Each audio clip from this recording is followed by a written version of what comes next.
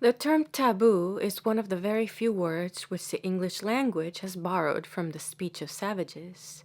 In the Polynesian tongue, from which we have adopted it, the word designates a remarkable system which has deeply influenced the religious, social, and political life of the oceanic islanders, both Polynesians and Melanesians, particularly by inculcating a superstitious veneration for the persons of nobles and the rights of private property. When about the year 1886, my ever-lamented friend William Robertson Smith asked me to write an article on taboo for the 9th edition of the Encyclopedia Britannica, I shared what I believed to have been at the time the current view of anthropologists that the institution in question was confined to the brown and black races of the Pacific, but an attentive study of the accounts given of taboo by observers who wrote while it still flourished in Polynesia soon led me to modify that view. The analogies which the system presents to the superstitions not only of savages elsewhere, but of the civilized races of antiquity were too numerous and too striking to be overlooked. And I came to the conclusion that taboo is only one of a number of similar systems of superstition which among many, perhaps among all races of men, have contributed in large measure under many different names and with many variations of detail to build up the complex fabric of society in all the various sides or elements of which we describe as religious, social, political, moral, and economic. This conclusion I briefly indicated in my article. My general views on the subject were accepted by my friend Robertson Smith and applied by him in his celebrated lectures to the elucidation of some aspects of Semitic religion. Since then, the importance of taboo and of systems like it in the evolution of religion and morality, of government and property, has been generally recognized and has indeed become a commonplace of anthropology. The present volume is merely an expansion of the corresponding chapter in the first edition of the Golden Bow. It treats of the principles of taboo in their special application to sacred personages such as kings and priests, who are the proper theme of the book. It does not profess to handle the subject as a whole, to pursue it into all its ramifications, to trace the manifold influences which systems of this sort have exerted in molding the multitudinous forms of human society.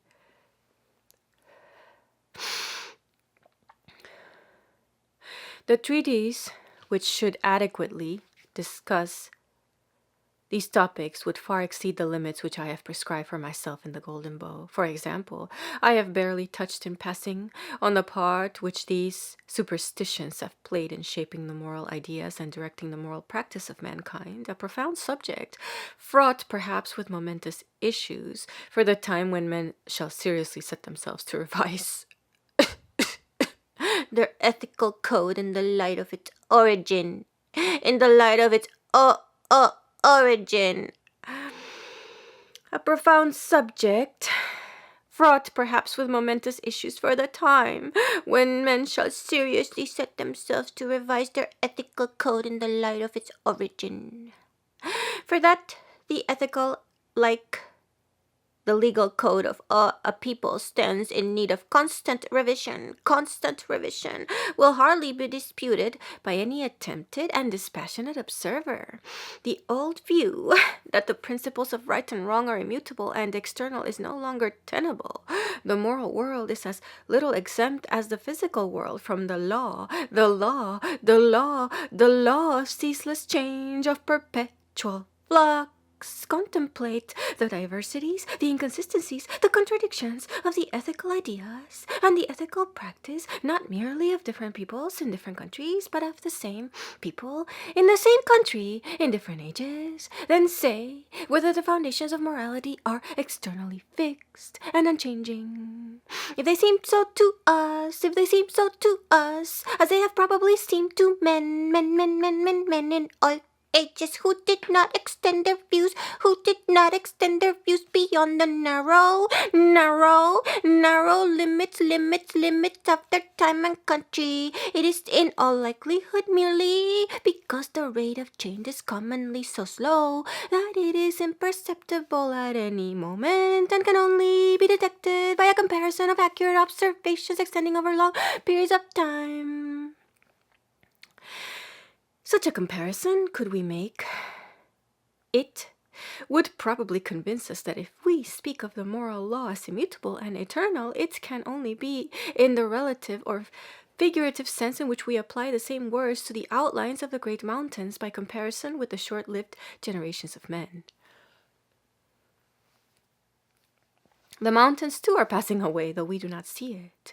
Nothing is stable and abiding under or above the sun. We can as little arrest the process of moral evolution as we can stay the sweep of the tides or the courses of the stars. Therefore, whether we like it or not, the moral code by which we regulate our conduct is being constantly revised and altered. Old rules are being silently expunged and new rules silently inscribed in the palimpsest by the busy, the unresting hand of an invisible scribe, an invisible scribe. For unlike the public and formal revision of a legal code, the revision of the moral code is always private, tacit, and informal. The legislators who make and the judges who administer it are not clad in ermine and scarlet. Their edicts are not proclaimed with the blare of trumpets and the pomp of heraldry. We ourselves are the lawgivers and the judges. It is a whole people who make and alter the ethical standard and judge every case by reference to it. We sit in the highest court of appeal, judging offenders daily, and we cannot if we would rid ourselves of the responsibility. All that we can do is to take as clear and comprehensive a view as possible of the evidence, lest from too narrow and partial a view, we should do it injustice, perhaps gross and irreparable injustice, to the prisoners at the bar. Few things perhaps can better guard us from narrowness and illiberality in our moral judgments than a survey of the amazing diversities of ethical theory and practice which have been recorded among the various races of mankind in different ages, and accordingly the comparative method applied to the study of ethical phenomena may be expected to do for morality what the same method applied to religious phenomena is now doing for religion by enlarging our mental horizon.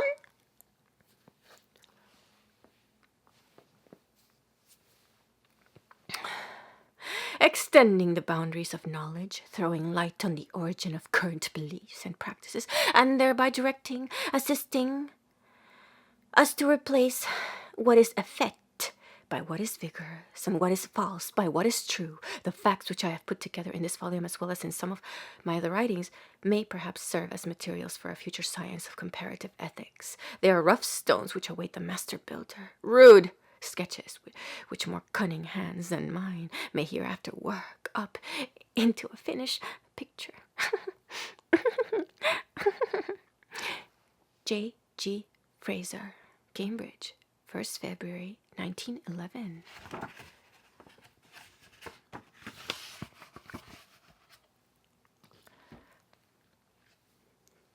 The burden of royalty, royal and priestly taboos. At a certain stage of early society, the king or priest is often thought to be endowed with supernatural powers or to be an incarnation of a deity, and consistently with this belief, the course of nature is supposed to be more or less under his control, and he is held responsible for bad weather, failure of the crops, and similar calamities. To some extent, it appears to be assumed that the king's power over nature, like that over his subjects and slaves, is exerted through definite acts of will, and therefore if drought, famine, pestilence, or storms arise, the people attribute the misfortune to the negligence or guilt of their king and punish him accordingly with stripes and bonds, or, if he remains obdurate, with deposition and death. Sometimes, however, the course of nature, while regarded as dependent on the king, is supposed to be partly independent of his will. His person is considered, if we may express it so, as the dynamic center of the universe from which lines of force radiate to all quarters of the heaven, so that any motion of his, the turning of his head, the lifting of his hand, instantaneously affects and may seriously disturb some part of nature. He is the point of support on which hangs the balance of the world, and the slightest irregularity on his part may overthrow the delicate equipoise. The greatest care must be, therefore, be taken both by and of him, and his whole life, down to its minutest details, must be so regulated that no act of his, voluntary or involuntary, may disarrange or upset the established order of nature. Of this class of monarchs, the Mikado or deity, the spiritual emperor of Japan, is, or rather used to be, a typical example. He is an incarnation of the sun goddess. The deity who rules the universe, gods and men included. Once a year, all the gods wait upon him and spend a month at his court. During that month, the name of which means without gods, no one frequents the temples. No one frequents the temples, for they are believed to be deserted. Manners and customs of the Japanese in the 19th century, from recent Dutch visitors to Japan and the German of Dr.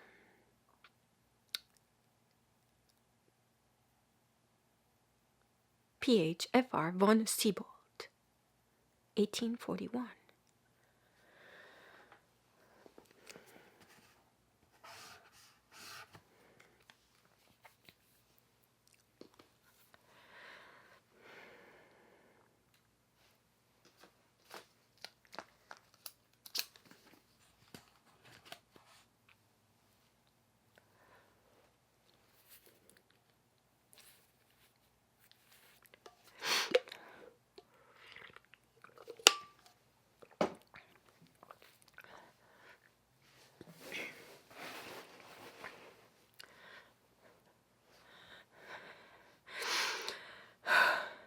The Mikado receives from his people and assumes in his official proclamations and decrees the title of Manifesto Incarnate Deity, quote unquote.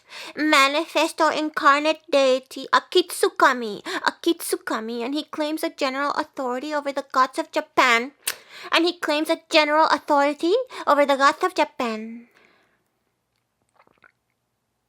W.G. Aston, Shinto, The Way of the Gods, London, 1905. The Japanese word for god or deity is kami. It is thus explained by the native scholar Motori, one of the chief authorities on Japanese religion. The term kami is applied in the first place to the various deities of heaven and earth who are mentioned in the ancient records, as well as their spirits, mitama, which reside in the shrines where they are worshipped, where they are worshipped. Moreover, not only human beings, but birds, beasts, plants, and trees, seas, and mountains, and all other things whatsoever which deserve to be dreaded and revered, revered,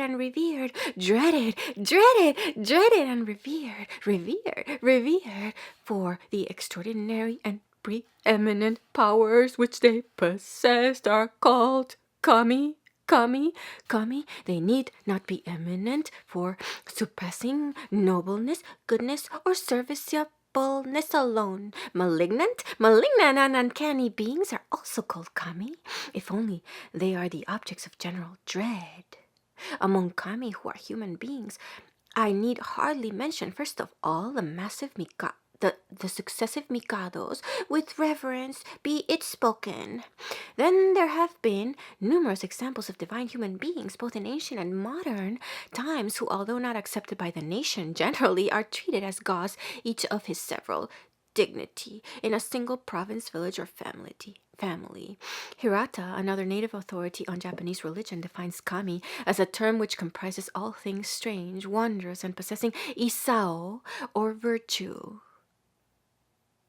And a recent dictionary gives the following definitions. Kami, 1. Something which has no form but is only spirit, has unlimited supernatural power, dispenses calamity and good fortune, punishes crime, and rewards virtue. 2. Sovereigns of all times, wise and virtuous men, valorous and heroic persons whose spirits are prayed to after their death. 3. Divine things which transcend human intellect. 4. The Christian God, Creator, Supreme Lord.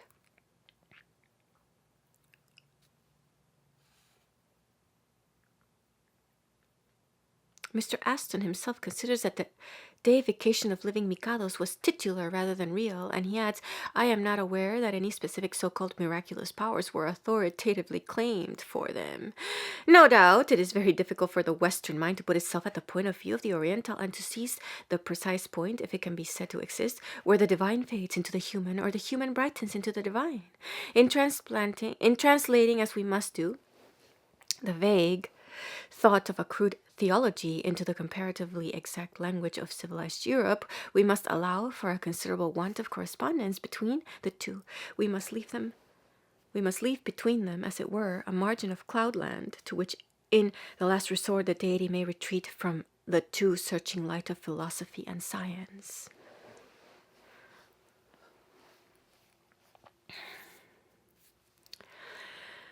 For example, in an official decree of the year 646, the emperor is described as, quote, the incarnate God who governs the universe, unquote. The following description of the Mikado's mode of life was written about 200 years ago. Quote, even to this day, the princess descended of this family, more particularly those who sit on the throne, are looked upon as persons most holy in themselves, and as popes by birth, and in order to preserve these advantageous notions in the minds of their subjects, they are obliged to take an uncommon care of their sacred persons, and to do such things which, examined according to the customs of other nations, would be thought ridiculous and impertinent. It will not be improper to give a few instances of it. He thinks that it would be very prejudicial to his dignity and holiness to touch the ground with his feet. For this reason, when he intends to go anywhere, he must be carried hither on men's shoulders. Much less will they suffer that he should expose his sacred person to the open air, and the sun is not thought worthy to shine on his head. There is such a holiness ascribed to all the parts of his body that he dares to cut off neither his hair nor his beard nor his nails. However, lest he should grow too dirty, they may clean him in the night when he is asleep. Because they say that which is taken from his body at that time have been stolen from him, and that such a set doth not prejudice his holiness or dignity. In ancient times he was obliged to sit on the throne for some hours every morning with the imperial crown on his head, but to sit altogether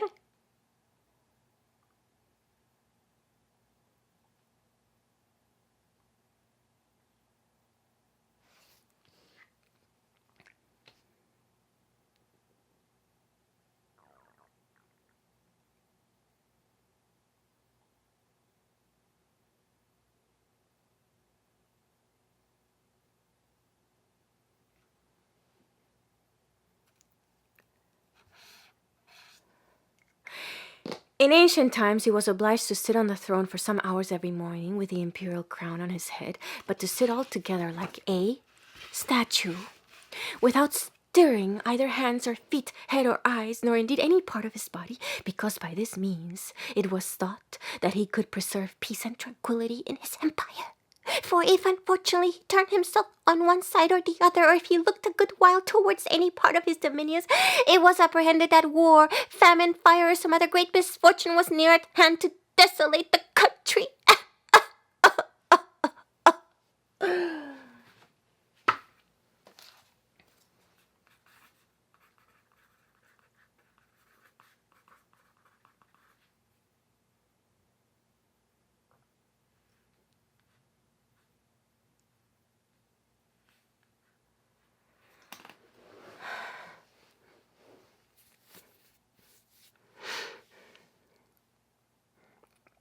But if having been afterwards discovered that the imperial crown was the palladium, which by its immobility could preserve peace in the empire, it was thought expedient to deliver his imperial person, consecrated only to idleness and pleasures, from this burdensome duty, and therefore the crown is at present placed on the throne for some hours every morning, placed on the throne for some hours every morning.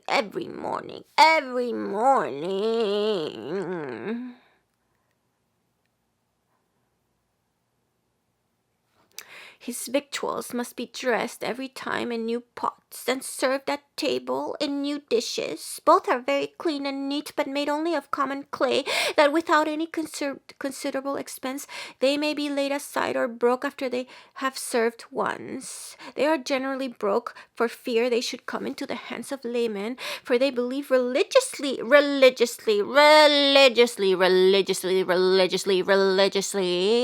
that if any layman should presume to eat his food out of these sacred dishes, it would swell and inflame his mouth and throat.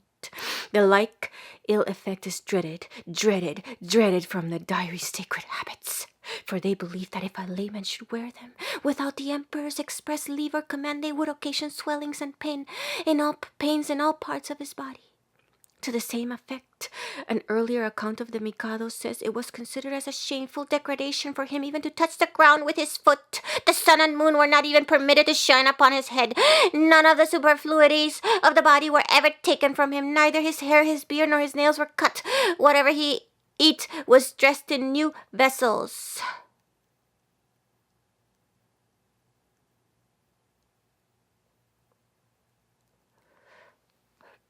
Similar priestly or rather divine kings are found at a lower level of barbarism on the west coast of Africa. Shark Point near Cape Pedron in Lower Guinea lives priestly King Kukulu, alone in a wood. He may not touch a woman nor leave his house. Indeed, he may not even quit his chair, in which he is obliged to sleep sitting, for if he lay down, no wind would arise and navigation would be stopped.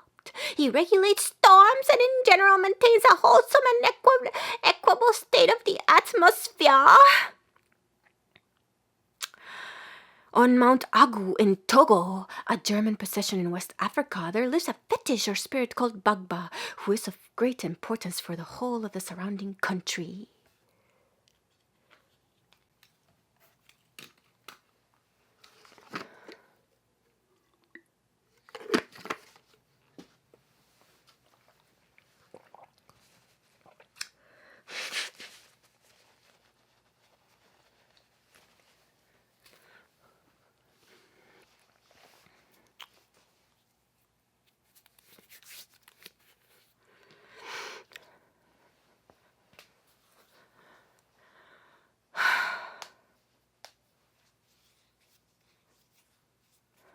The great power of giving or withholding rain is ascribed to him, and he is Lord of the winds,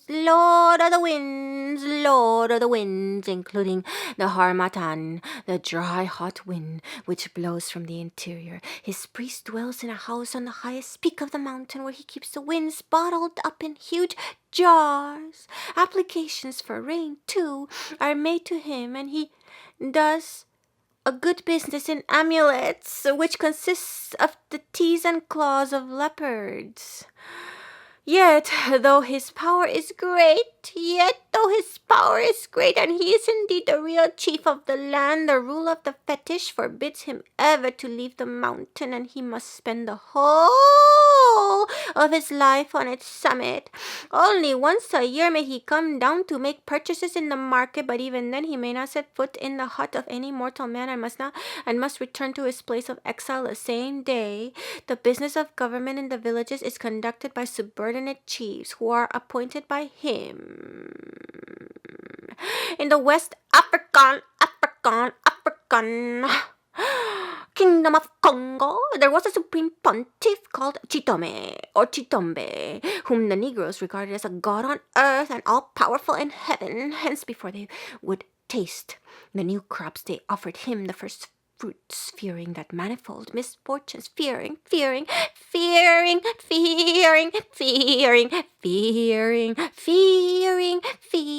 that manifold misfortunes would befall him if they broke this rule, When he left his residence to visit other places within his jurisdiction, all married people had to observe strict continence the whole time he was out. The whole time he was out.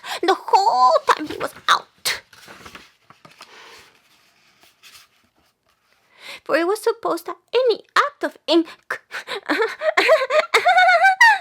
incontinence, any act of incontinence would prove fatal to him.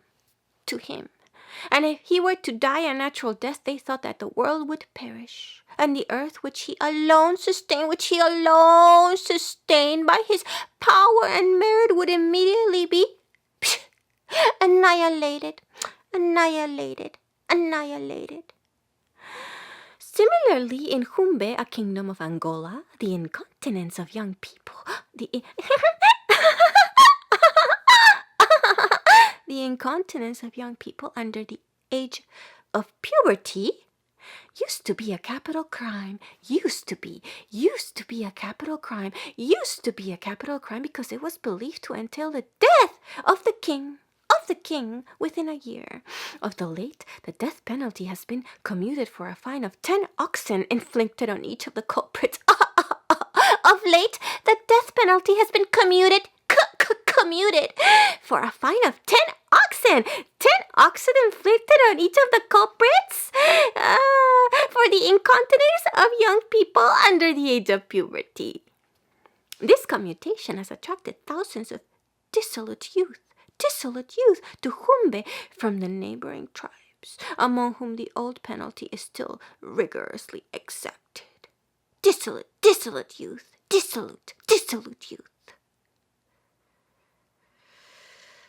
Amongst the semi-barbarous nations of the New World at the date of the Spanish conquest, there were found hierarchies or theocracies like those of Japan.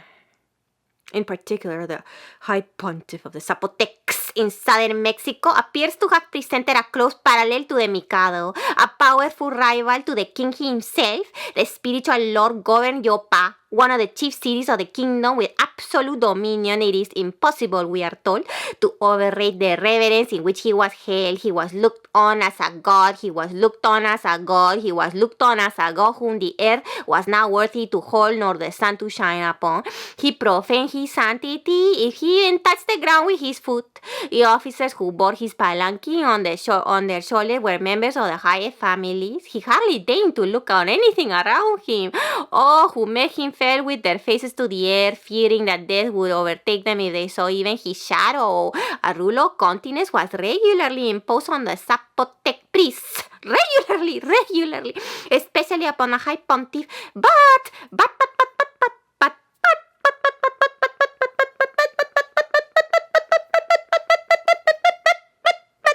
On certain days in each year, which were generally celebrated with feasts and dances, it was customary for the high priest to become drunk. While in this state, seeming to belong neither to heaven nor to earth, one of the most beautiful of the virgins consecrated to the service of the gods, was brought to him. If the child she bore him was a son, he was brought up as a prince of the blood, and the eldest son succeeded his father on the pontifical throne. The supernatural powers attributed to this pontiff are not specified, but probably they resemble those of the Mikado and the Chitome. Wherever, as in Japan and West Africa, it is supposed that the order of nature and even the existence of the world is bound up with the life of the king or priest.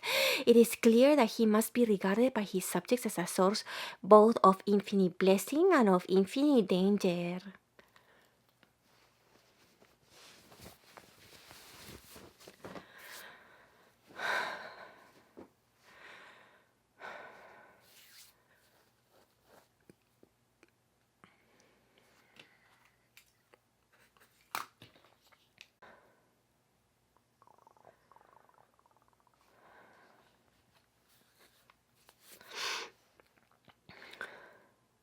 On the one hand, the people have to thank him for the rain and sunshine which foster the fruits of the earth, for the wind which brings ships to their coasts, and even for the solid ground beneath their feet.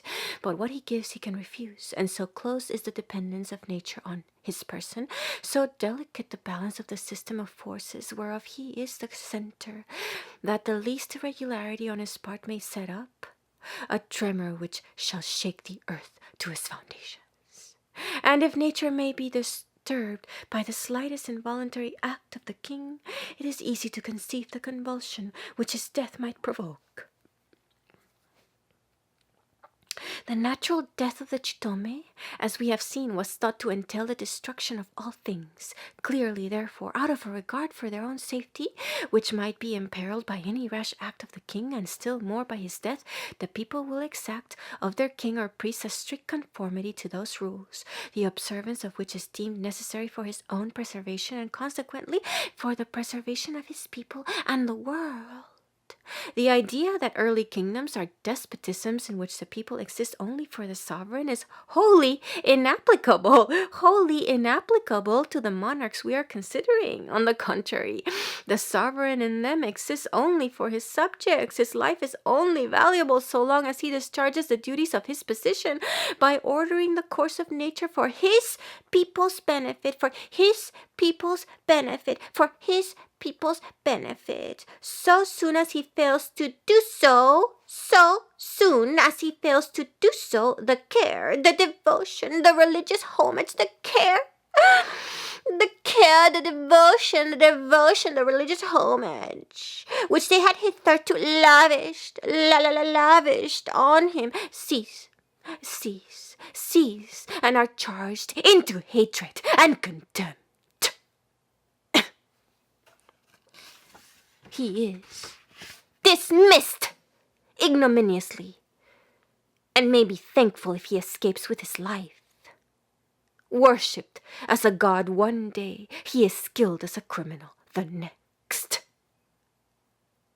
But in this changed behavior of the people, there is nothing capricious or inconsistent. On the contrary, their conduct is entirely of a piece. If their king is their god, he is or should be also their preserver. And if he will not preserve them, he must make room for another who will. So long, however, as he answers their expectations, there is no limit to the care which they take of him and which they compel him to take of himself. A king of this sort lives hedged in by a ceremonious etiquette, a network of prohibitions and observances, of which the intention is not to contribute to his dignity, much less to his comfort, but to restrain him from conduct which, by disturbing the harmony of nature, might involve himself, his people, and the universe in one common catastrophe. Far from adding to his comfort, these observances, by trammeling his every act, annihilate his freedom and often render the very life which it is their object to preserve a burden and sorrow to him.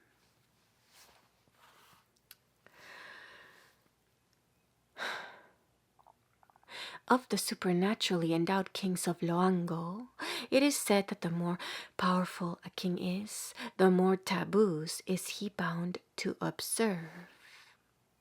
They regulate all his actions, his walking and his standing, his eating and drinking, his sleeping and waking. To these restraints, the heir to the throne is subject from infancy, but as he advances in life, the number of abstinences and ceremonies which he must observe increases, quote, until at the moment that he ascends the throne, he is lost in the ocean of rites and taboos, unquote. Until at the moment that he ascends the throne, he is lost in the ocean of rites and taboos.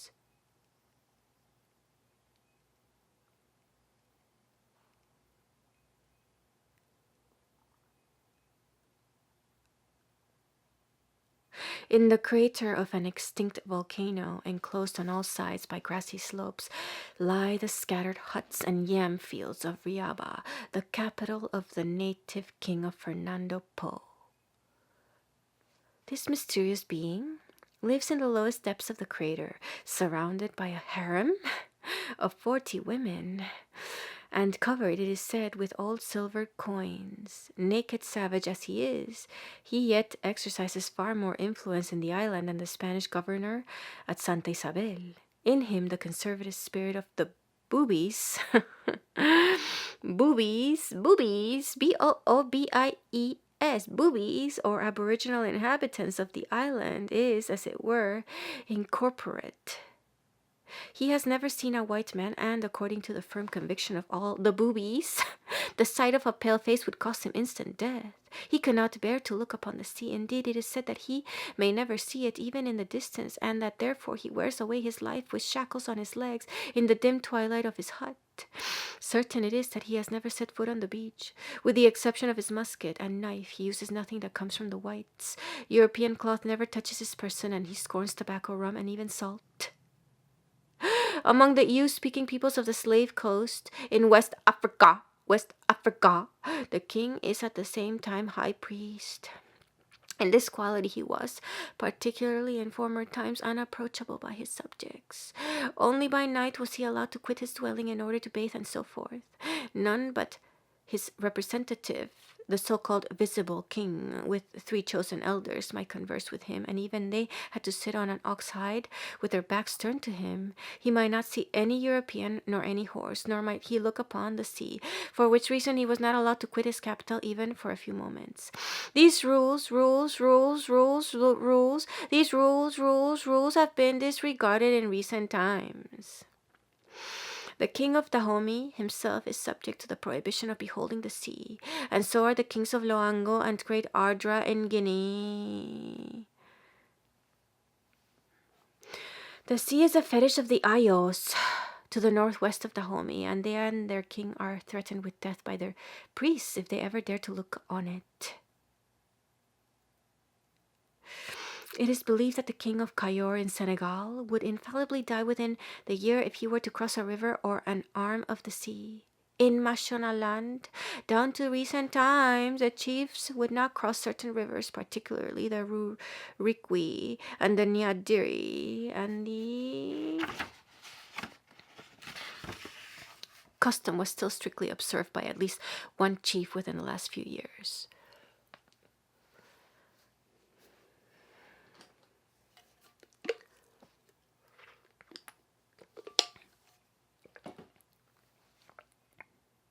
On no account will the chief cross the river.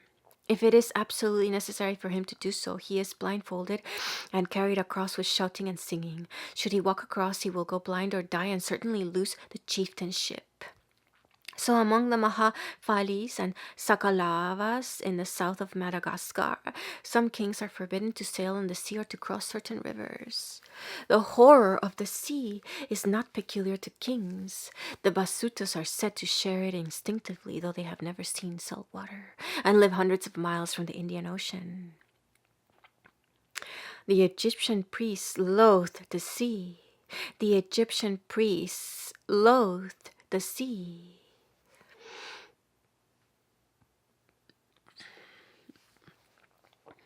And called it the foam of Typhon. They were forbidden to set salt on their table, and they would not speak to pilots because they got their living by the sea. Hence, too, they would not eat fish, and the hieroglyphic symbol for hatred was a fish.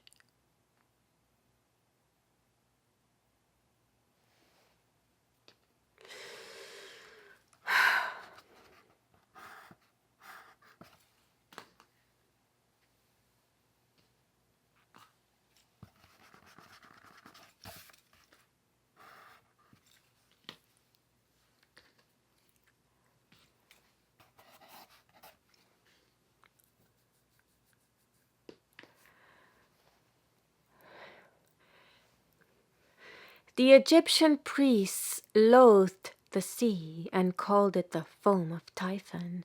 They were forbidden to set salt on their table, and they would not speak to pilots because they got their living by the sea. Hence too they would not eat fish, and the hieroglyphic symbol for hatred was a fish, and the hieroglyphic symbol for hatred was a fish.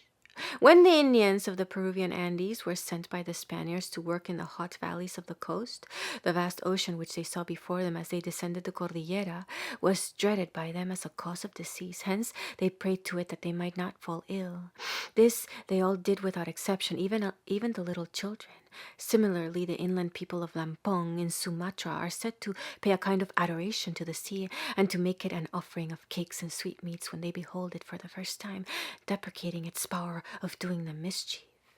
Among the Sakalavas of southern Madagascar, the chief is regarded as a sacred being, but he is held in leash by a crowd of restrictions, which regulate his behavior like that of the Emperor of China.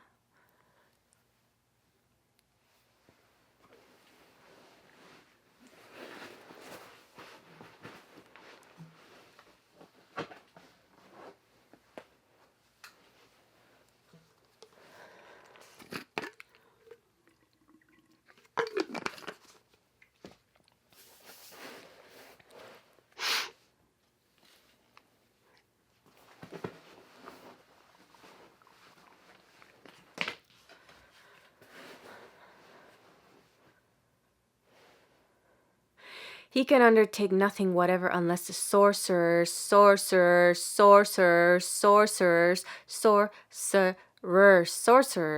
have declared the omens favorable. He may not eat warm food on certain days. He may not quit his hut, and so on.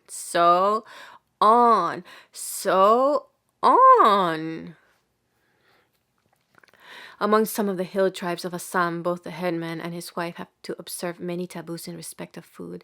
Thus, they may not eat buffalo, pork, dog, fowl, or tomatoes.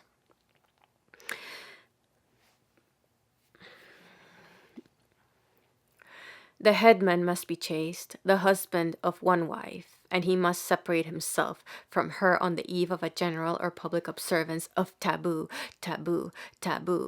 In one group of tribes, the headman is forbidden to eat in a strange village, and under no provocation whatever may he utter a word of abuse. Apparently, the people imagine that the violation of any of these taboos by a headman would bring down misfortune on the whole village. The ancient kings of Ireland, as well as the kings of the 4 provinces of Leinster, Munster, Connaught, and Ulster, were subject to certain quaint prohibitions or taboos on the due observance of which the prosperity of the people and the country as well as their own was supposed to depend. Thus, for example, the sun might not rise on the King of Ireland in his bed at Tara, the old capital of Erin. He was forbidden to alight on Wednesday at Ma Brea, to traverse Ma Quillen, after sunset, to incite his horse at Fanchomar, to go in a ship upon the water the Monday after Beltane, May Day, and to leave the track of his army upon Armatane, the Tuesday after All Hallows. The King of Leinster might not go round Tuath Lion, left-handed wise on Wednesday, nor sleep between the Dodder and the Duiblin, where his head inclining to one side, nor encamp for 9 days on the plains of Qualan, nor travel the road of Duiblin on Monday, nor ride a dirty black-heeled horse across Mainstein. The King of Munster was prohibited from enjoying the feast of Loch Line from one Monday to another, from banqueting by night in the beginning of harvest before Gaim at Leitrecha, from encamping for 9 days upon the Siwir, and from holding a border meeting at Gabron. The King of Connaught might not conclude a treaty respecting his ancient palace of Cracan after making peace on All Hallows Day, nor go in a speckled garment on a grey speckled steed to the heath of Dalchase, nor repair to an assembly of women at Sagais, nor sit in autumn on the sepulchral mounds of the wife of Maine, nor contend in running with the rider of a grey one-eyed horse at a Galta, between two posts. The King of Ulster was forbidden to attend the horse fair at Rathline among the youths of Dal Araid, to listen to the fluttering of the flocks of birds of Lynn Selak after sunset, to celebrate the feast of the bull of Dar, to go into Malkoba in the month of March, and to drink of the water of the Bo named D between two darknesses. If the kings of Ireland strictly observed these and many other customs which were enjoined by immemorial usage, it was believed that they would never meet with mischance or misfortune. Never. Oh, oops. Never meet with mischance or misfortune, and would live for 90 years without experiencing the decay of old age. That no epidemic or mortality would occur during their reigns, and that the seasons would be favorable and the earth yield its fruit in abundance. Whereas if they set the ancient usages at naught, the country would be visited with plague, famine, and bad weather.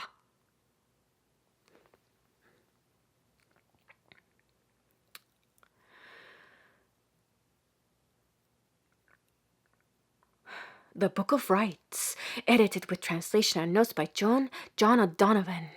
This work, comprising a list both of the prohibitions and the prerogatives of the Irish kings, is preserved in a number of manuscripts, of which the two oldest date from 1390 and about 1418 respectively. The list is repeated twice, first in prose and then in verse.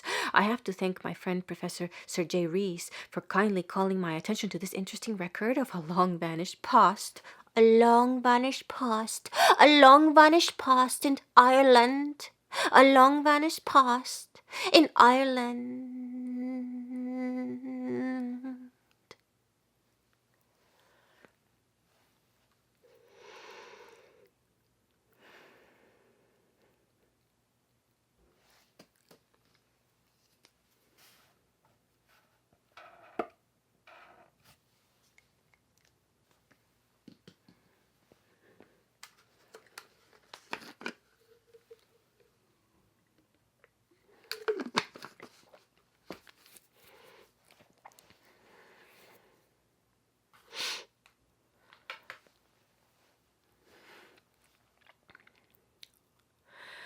The kings of Egypt were worshipped as gods.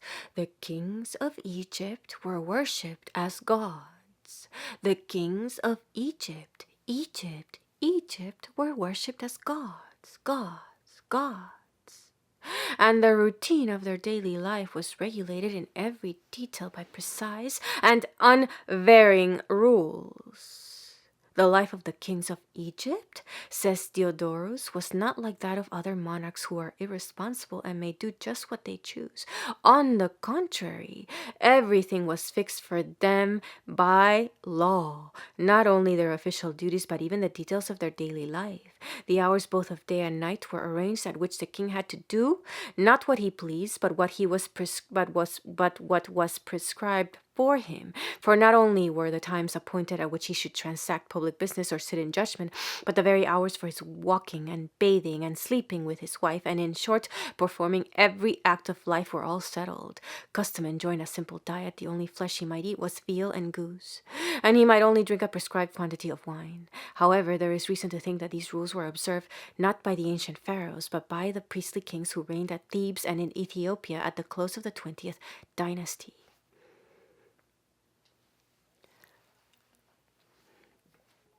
Among the Karenese of Upper Burma, a chief attains his position not by hereditary right, but on account of his habit of abstaining from rice and liquor.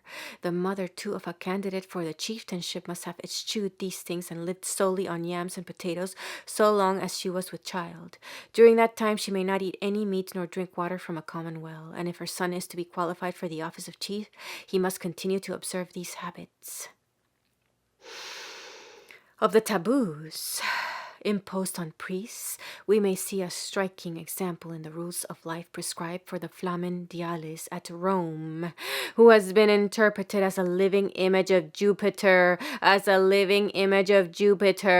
Rome. Of the taboos imposed on priests, we may see a striking example in the rules of life prescribed for the Flamen Dialis at Rome, which has been interpreted as a living image of Jupiter, or a human embodiment of the sky spirit.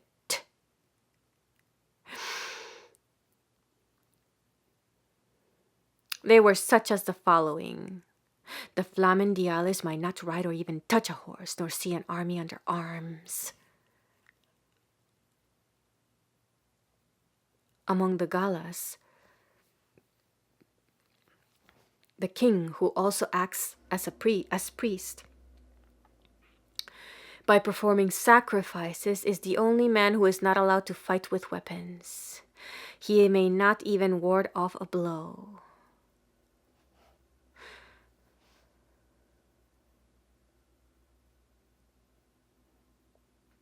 The Flamen Dialis might not ride or even touch a horse, nor see an army under arms, nor wear a ring which was not broken, nor have a knot on any part of his garments, no fire except a sacred fire might be taken out of his house. He might not touch wheaten flour or leavened bread. He might not touch or even name a goat, a dog, raw meat, beans, and ivy.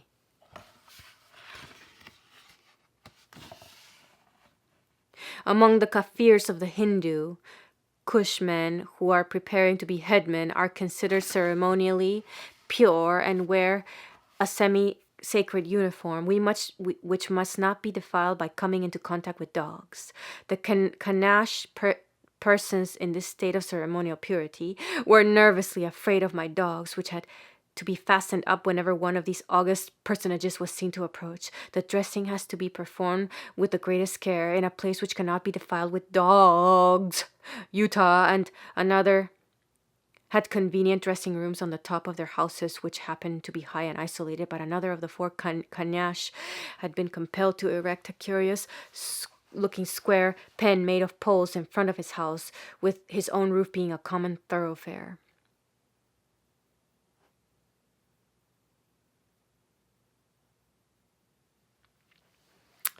He might not walk under a vine. The feet of his bed had to be daubed with mud. His hair could be cut only by a free man and with a bronze knife, and his hair and nails, when cut, had to be buried under a lucky tree. Lucky tree. He might not touch a dead body nor enter a place where one was burned. Similarly, among the Kafirs of the Hindu Kush, the high priest may not traverse certain paths which go near the receptacles for the dead, nor may he visit the cemeteries. He may not go into the actual room where a death has occurred until after an effigy has been erected for the deceased. Slaves may cross his threshold but must not approach the hearth. He might not see work being done on holy days. He might not be uncovered in the open air. If a man in bonds were taken into his house, the captive had to be unbound, and the corpse had to be drawn up through a hole in the roof and so led down into the street. His wife, the Flaminica, had to observe nearly the same rules, and others of her own besides. She might not ascend more than 3 steps of the kind of staircase called Greek. At a certain festival she might not comb her hair. The leather of her shoes might not be made from a beast that had died a natural death, but only from one that had been slain or sacrificed. If she heard thunder, she was tabooed till she had offered an expiatory sacrifice.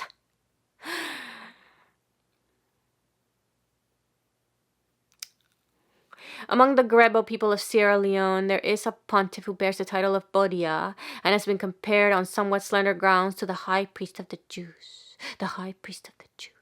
The high priest of the Jews.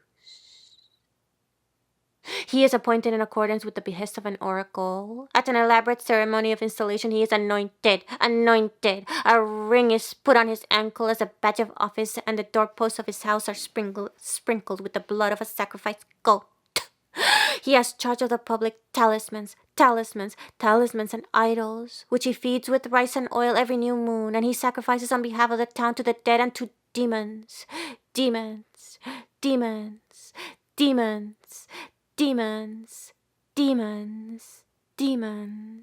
demons. Nominally, his power is very great, but in practice it is very limited, for he dare not defy public opinion. For he dare not defy public opinion. For he dare not defy public opinion, and he is held responsible, even with his life, for any adversity that befalls the country. It is expected of him that he should cause the earth to bring forth abundantly. It is expected of him that he should cause the earth to bring forth abundantly, the people to be healthy, war to be driven far away, far away, and witchcraft to be kept in abeyance, and witchcraft to be kept in abeyance. His life is trammeled by the observance of certain restrictions or taboos. Thus he may not sleep in any house but his own official residence, which is called the anointed house, anointed house, with reference to the ceremony of anointing him at inauguration, with a reference to the ceremony of anointing him at inauguration. He may not drink water on the highway. He may not eat while a corpse is in the town, and he may not mourn for the dead, If he dies while in office, he must be buried at dead of night. Few may hear of his burial, and none may mourn for him when his death is made public. Should he have fallen a victim to the poison ordeal by drinking a decoction of sassy wood, as it is called, he must be buried under a running stream of water.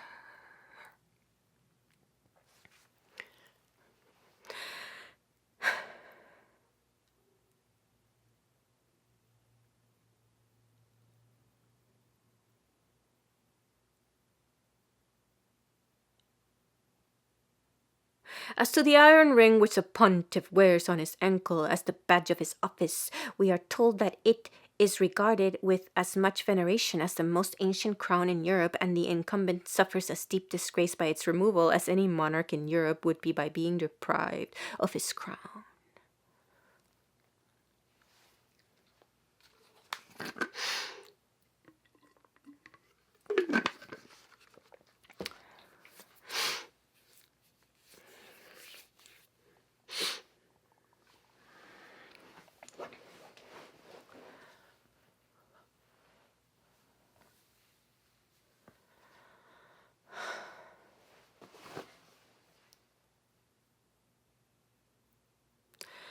Among the Todas of southern India, the holy milkman, Palol, who acts as priest of the sacred dairy, is subject to a variety of irksome and burdensome restrictions during the whole time of his incumbency, which may last many years.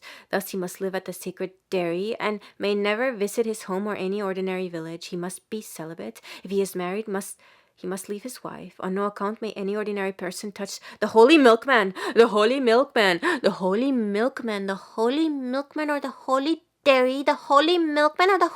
dairy. Such a touch would so defile his holiness that he would forfeit his office. It is only on 2 days a week, namely Mondays and Thursdays, that a mere layman may even approach the milkman. On other days, if he has any business with him, he must stand at a distance, some say a quarter of a mile, and shout his message across the intervening space.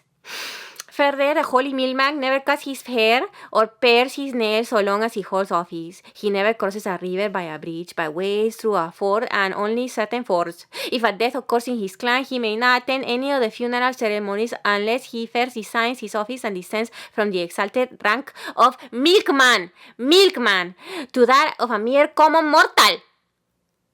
Indeed, it appears that in old days he had to resign the seals, or rather the pails, of office whenever any member of his clan departed this life. However, these heavy restraints are laid in their entirety only on milkmen of the very highest class. Among the Todas there are milkmen, and some of them get off more lightly in consideration of their humbler station in life. Still, apart from the dignity they enjoy, the lot even of these other milkmen is not altogether a happy one. Thus, for example, at a place called Canodors, there is a dairy temple of a conical form. The milkman who has charge of it must be celibate during the tenure of his office. He must sleep in the calf's house, a very flimsy structure with an open door and a fireplace that gives little heat. He may wear only one very scanty garment. He must take his meals sitting on the outer wall which surrounds the dairy. In eating, he may not put his hand into his lips, but must throw the food into his mouth. And in drinking, he may not put his lips to the leaf, which serves as a cup. He must tilt his head back and pour the liquid into his mouth in a jet from above. With the exception of a single layman who is allowed to bear the milkman company, but who is also bound to celibacy and has a bed rigged up for him in the calf's house, no other person is allowed to go near this very sacred dairy under any pretext whatever.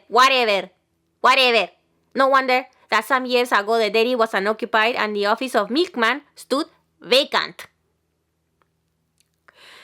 At the present time, says Dr. Rivers, a dairyman is appointed about once a year and holds office for 30 or 40 days only. So far as I could ascertain, the failure to occupy the dairy constantly is due to the very considerable hardships and restrictions which have to be endured by the holder of the office of dairyman. And the time is probably not far distant when this dairy, one of the most sacred among the Toras, will cease altogether to be used. The burdensome observances attached to the royal or priestly office produce their natural effect. Either men refuse to accept the office, which hence tended to fall into abeyance, or accepting it, they sank under its weight into spiritless creatures, cloistered recluses, from whose nerveless fingers the reins of government slipped into the firmer grasp of men who were often content to wield the reality of sovereignty without its name. Men who were often content to wield the reality of sovereignty without its name. Men who were often content to wield the reality of sovereignty without its name. In some countries, this rift in the supreme power deepened into a total and permanent separation of the spiritual and temporal powers, the old royal house retaining their purely religious functions, while the civil government passed into the hands of a younger and more vigorous race. To take examples, in a previous part of this work, we saw that in Cambodia it is often necessary to force the kingships of fire and water upon the reluctant successors, and that in Savage Island the monarchy actually came to an end because at last no one could be induced to accept the dangerous distinction. In some parts of West Africa, when the king dies, a family council is secretly held to determine his successor. He on whom the choice falls is suddenly seized, bound, and thrown into the fetish house. The fetish house, where he is kept in durance till he consents to accept the crown. Sometimes the heir finds means of evading the honor which it is sought to thrust upon him. A ferocious chief has been known to go about, constantly armed, resolute to resist by force any attempt to set him on the throne.